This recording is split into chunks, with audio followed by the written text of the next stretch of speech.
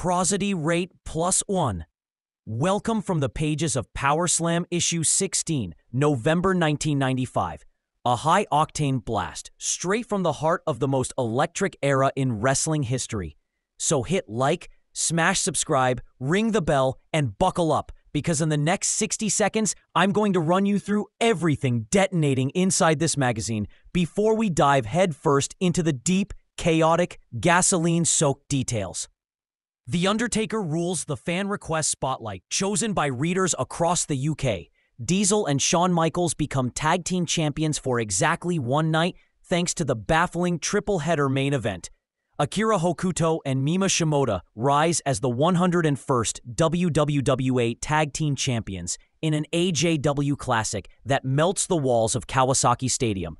Davey Boy Smith discovers heel life is sweeter than any babyface cheer could ever offer. ECW's Table Mania turns the ECW arena into a scrapyard of shattered plywood and flying bodies. Jushin Liger and Sabu finally collide in a dream match fans begged for years to see. Goldust's surreal debut and Dustin Runnels' metamorphosis get dissected in Fool's Gold. Bret Hart, Shawn Michaels, and Diesel pose in the centerfold like wrestling's holy trinity.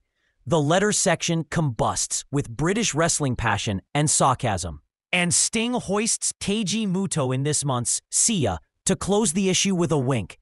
And with the quick recap out of the way, we plunge into the full magazine as the fan request spot opens with The Undertaker, chosen by Emily Berry, Sam Heinsohn, Dave Taylor, Sarah M., Holly Walker, Zoe Baker, Lee the Egg, Pete Cooper, Claire South, and Martin Cox, representing Ipswich, Birmingham, Dumfries, Lancaster, Oldham, Northampton, Slough, Bury, Sunderland, and Maidstone.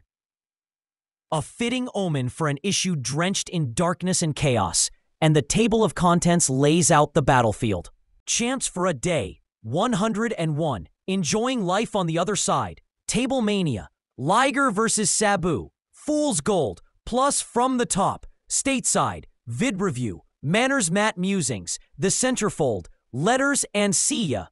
And Finley Martin's From the Top launches the issue by lamenting the death of true interpromotional warfare in the United States, while praising the ferocious New Japan versus UWFI war that had erupted that summer, igniting Yokohama Arena on August 24th and exploding inside the Tokyo Dome on October 9th, with a level of realism and shoot-style violence that made American wrestling look like a school play. And he tears into the WWF for creatively sleepwalking while WCW sputters around the Dungeon of Doom, arguing that fans crave danger, drama, and unpredictability, the very things Japan was delivering in droves. And then Stateside swings the spotlight to the American scene, where Steve Austin's venom-slicked ECW debut sets Philadelphia on fire as he cuts the first of many acid-laced promos, mocking the federation that let him slip through their fingers. The magazine hypes the upcoming Super J Cup, where Ultimo Dragon, Kanemoto, Hayabusa, Pegasus, and others may tear the roof off the building. And Marty Jannetty is described with a mix of pity and dread as a talented wrestler running out of lifelines, before Vid Review grades WrestleFest 95 with a C, thanks to false advertising and sloppy match selection. Gives an A to In Your House 2 for Jarrett versus Michaels exceeding every expectation and pushing the WWF toward a new in-ring standard. And awards ECW's barbed wire hoodies and chokeslams a B for its gruesome barbed wire wrap climax between Cactus Jack and Sandman that leaves the ring looking like a crime scene. And Manners Matt Musings sees stately Wayne Manor unleash hell on Shawn Michaels for acting like the sun rises and sets from his sunglasses, and rips into fans defending Eric Bischoff as WCW continues to stumble around in circles. While Champs for a Day kicks down the door with a full recounting of the In Your House 3 triple-header saga, where Diesel and Shawn Michaels take on Yokozuna and Davey Boy Smith in a match dripping with controversy, because Owen Hart doesn't even make it to the ring until the end, yet somehow ends up being pinned after Diesel jackknifes him following a chaotic series of run-ins, super kicks, big boots, and heavy artillery offense, making Diesel and Shawn tag champions for a day until Gorilla Monsoon reverses the result on TV. And then the issue shifts gears into 101, where Akira Hokuto and Mima Shimoda carve their names into AJW legend on September 24th in Kawasaki Stadium in a best-of-3 war against Kyoko and Takako Inoue, with 28 minutes of blistering strikes, dives, suplexes, and near falls, culminating in Hokuto hitting a Northern Lights bomb that sends the crowd into a frenzy as they become the 101st champions in the storied WWWA lineage. A match that reinforces Hokuto's reputation as both warrior goddess and indestructible force of Joshi greatness, while enjoying life on the other side, tracks Davey Boy Smith's transformation from bland babyface to snarling cornet-managed heel, explaining how his feud with Diesel gave him more credibility and edge than he had in years.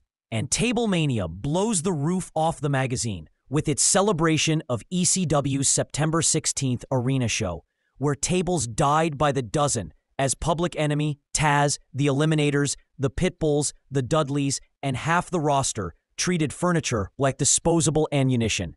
The article capturing the sweat, stink, chaos, and beauty of that uniquely ECW environment. Before the pages turn to Liger versus Sabu, and the magazine marvels at the long-awaited clash between the world's cleanest high flyer and the world's most dangerous one, as Liger's crisp technique collides with Sabu's reckless abandon in a match filled with dives, flips, springboards, and bodies flying in directions gravity did not authorize. And Fool's Gold dives into the Goldust character as Rob Butcher asks whether Dustin Runnels is a misunderstood genius working through layers of psychological, cinema-inspired, gender-bending performance art, or whether fans simply don't know what to make of the bizarre whispering gold-painted enigma the WWF has unleashed.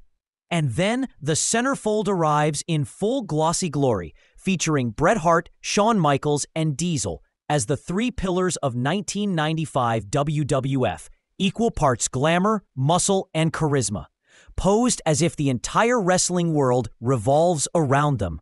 And the letters section explodes with readers debating everything from Goldust to booking philosophy to WCW politics to who deserves more TV time, with letters titled Go Easy on Goldust, Business or Pleasure, and Jack It In. Jack showing off the sharp wit and deep passion of British wrestling fandom. And finally, the issue rolls into its trademark See Ya closing page, where Sting hits Muto with the playful, "How do you like that, old son?" as he holds him helplessly aloft while Muto begs to be put down. A final wink that seals Power Slam issue 16, November 1995, as a blazing snapshot of the era. Loud, bold, chaotic, hilarious, furious, passionate, and absolutely alive from the first page to the last.